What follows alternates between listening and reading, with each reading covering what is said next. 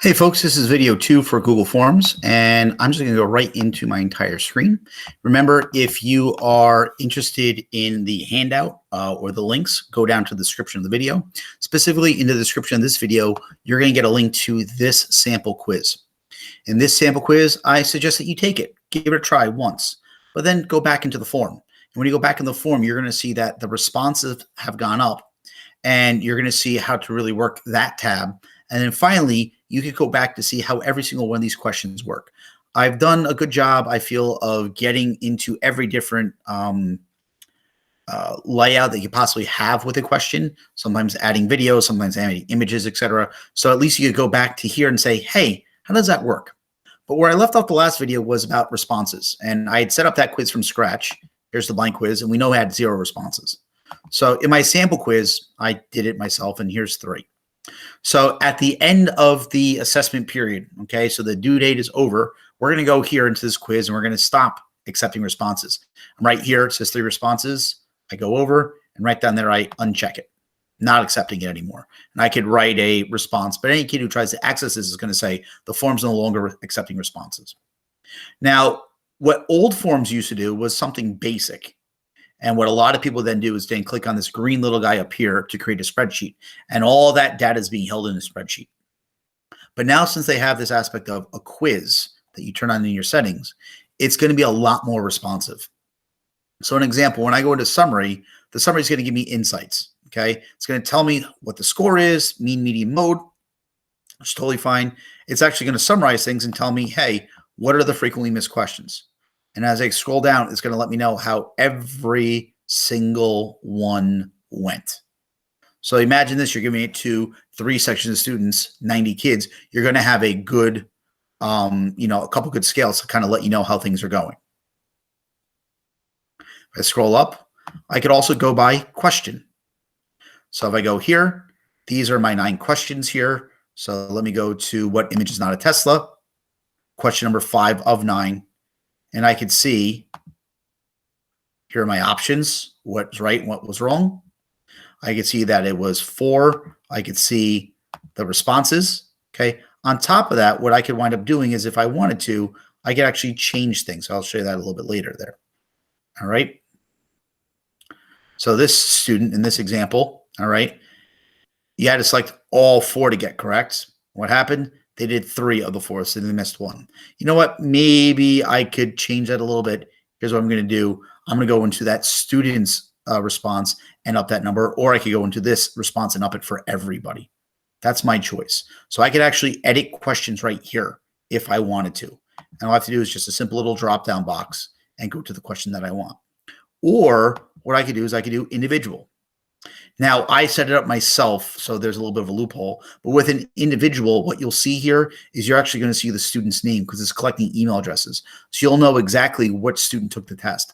I can't do that because I had to take it myself, so therefore I couldn't limit it to 1 user. But when you collect email addresses, you limit it to 1 user, you're going to have every kid's name here, and I can actually go on the individual level and see all the kids and see all their grades. So there's number 2 and how number 2 did. And there's the 3rd student, and 3 did. So if you just see it again, watch. If I go back here, the 2nd student got it right. 3rd student got it wrong. Okay, that first question. So that's what it's going to look like. It's a very, very simple thing, but it's a powerful tool. All your information is right here. Now, by the way, if you want to actually see the student's grades, I go right back here. I go into my grade section, and in my grade section is where you're going to have the assignments, and you're going to have all the students' grades from the quiz. All right. We cannot import them in the grade books. All right. But when this is all done, it's going to take this quiz. You're going to collect the students' names. It's going to put it right into the Google Classroom. When you click on the grades tab, it's going to be there in the grades tab. Trust me. So this is where all your information is going to be in the responses tab. And by the way, I'll just show you right here. If you want, I just go create a spreadsheet as well. And when I open up that spreadsheet, Google is going to break it down for everything. You notice it doesn't say email address because I didn't take that information. There's my score. And there's all the answers, and that's how it works. All right. So just something to kind of think about. Now, going through these questions, pretty interesting thing. Here's a basic multiple choice question, right? Simple enough. There's my feedback response. Here's another one. I inserted an image. Which South American country is presented in this image? It's Argentina. I made this one a drop-down menu. And I go through all these different options. I can do a simple true-false question. That's all. All it's got to be is just two answers, one or the other. This is an interesting one. This is a short answer text. Cheating on A and blank, you get you kicked out of school. What I could do here is when I click on answer key, look what I could do. I could actually have multiple answers here. Anything else besides these four, mark it incorrect. So if you're doing some type of vocabulary or spelling or fill in the blank and you're expecting one or two different answers, you could have it here. Google's automatically going to check and see. And if it's not what you want, mark all answers incorrect. But then look at this. I can sit there and actually attach a link. So please read this article to follow up on why cheating occurs. You're going to see what a student response looks at the end. But with a short answer response, I could actually have multiple answers there. And then if it's not what I want, everything else is considered to be incorrect. Remember what I said with images in the first video? What image is not a Tesla? There's 4 images there. So you can create a good visual for your students as well. And with this one, this is a checkbox. Now, some of you may not be the science folks, and that's fine. Neither was I. But what I did is I could have, with checkboxes, have multiple things checked. So I could have that all 4 answers are actually resonance, and therefore all 4 answers are right. As I go down, oh, well, here's a video on the solar system, and you'll see that when I preview it. According to the video, what is an Oort cloud? I'm expecting a long response. Now, when you do a long response, a paragraph, it is my suggestion that you do not do immediate feedback because Google can't grade that. Same thing when it comes to the short answer. Unless you're doing a fill in the blank, like the example up here about cheating, leave it to until you return it. And then what you could do is you could actually look through every single answer and give it a point or not, or whatever points that you want. So if I'm going all the way over here and I'll go to my responses, I go to my third person and I go all the way down to, here it is, Oort. Okay. What I could do is I could sit there and I could assign a point or 0 or 15, 20 if all I wanted to do, and then save. What's that going to do? It's going to upload the student's score to 22 out of 9 points because they made it 15. So with a short answer, if you're expecting to put something in, a long response, you want to read that paragraph, you go to the individual student, you find that question that you want, you punch in the grade, right? But going back to questions there, that's what you do with a long response. So see that long answer text? There's no way for Google to automatically grade that. So in this case, if you're doing a long response, please make sure that you wait to release the scores until you say so. Don't do it instantaneously. And here's the cool thing, the file upload. As I said in the first video, you could have the student actually upload something. So if they're doing this on their phone, take a picture, upload it. Show your work, take a picture, show your work. All right. Now, this is another thing. I didn't make this one required because you don't have to make them all required. But if students upload something, this is another reason why you'd want to not have immediate feedback because you want to see what they did. So then you could go back to the responses, go to that specific file, go to responses, go to that student. I'm going all the way down here. And there it is. There's the uploaded photo. This looks like it's a PDF file because I just picked right in a PDF file. And there we go. All right. So in that aspect, though, you could have students directly do things. So if they were drawing something, they took a picture of something, they had to find something and show you, they could upload that file to you. And lastly, remember I said I was leaving something for this video here. Look at this. All right. This is a multiple choice grid. So what you can do is you can set up rows and columns. Think about matching vocabulary, different scenarios and stuff like that. And when a student actually goes through that, they're going to have to check all these different options. And then we'll require a response in each row. In doing so, what that guarantees is that you could have multiple answers and therefore multiple points. So I'm going to go up here. I'm going to preview this quiz so you kind of see what it looks like. I hit preview. I'm sorry, I have to turn off the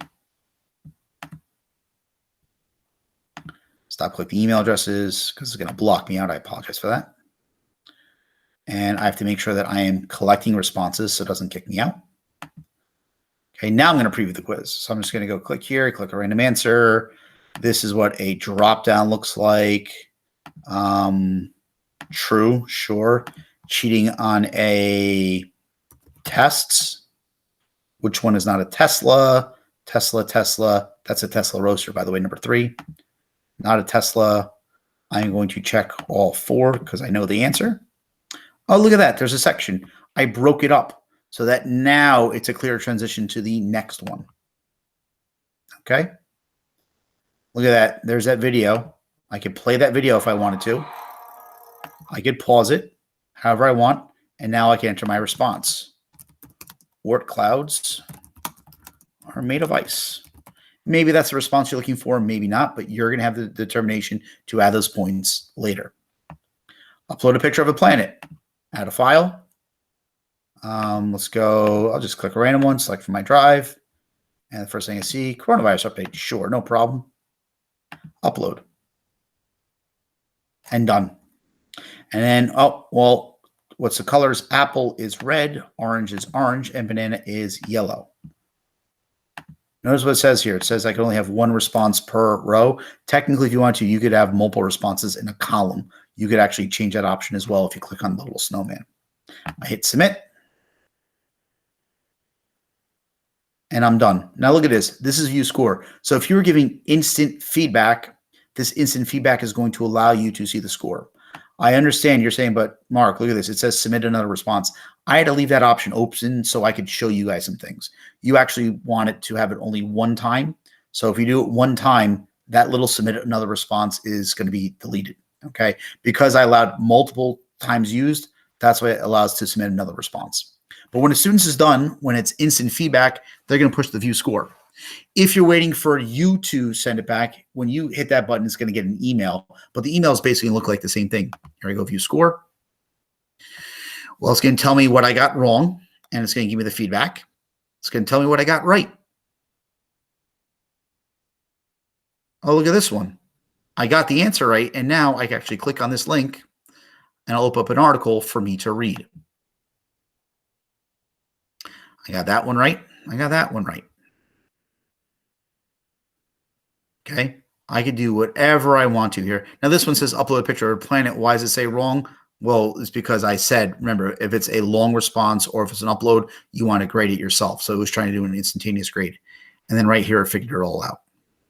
Google quizzes are very, very powerful. They will take some time to set up, but when you do it the right way, it's going to run itself. And when you really take the time to put in the good feedback, what you're going to wind up getting is a student that's going to try and have everything there. And you can tell a student, there's your emails. Hey, class, go check out your email. Or I noticed what you did wrong. Here's the feedback to help you out. A supported video, a supported reading, an image, etc. Once you get one done, they're going to become pretty easy. All I suggest that you do to start off with is that maybe find a partner, find a teammate, find someone in your department, and maybe build one together. And in doing so, you're both going to be able to help each other out. So I hope video 1 and video 2 helped you out in order to figure out how forms work, how quizzes work. And again, if you have any questions or you want to play around some stuff, look at the links down in the description.